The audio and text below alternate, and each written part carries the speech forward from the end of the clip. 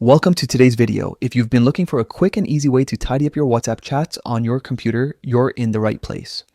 In this video, you'll learn exactly how to archive a chat on the WhatsApp desktop app using the latest update. Whether you're organizing your work conversations or just want to clear up some space, this feature will help you keep things neat without losing any messages.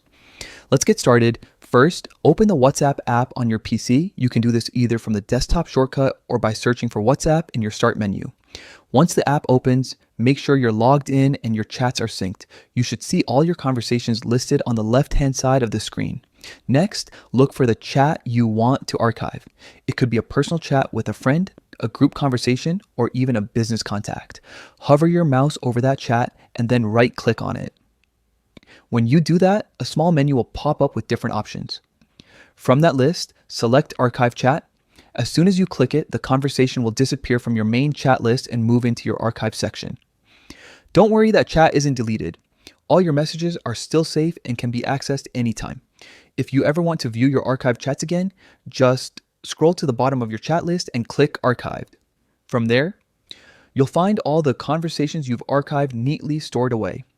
You can unarchive any of them by right-clicking again and selecting Unarchive Chat.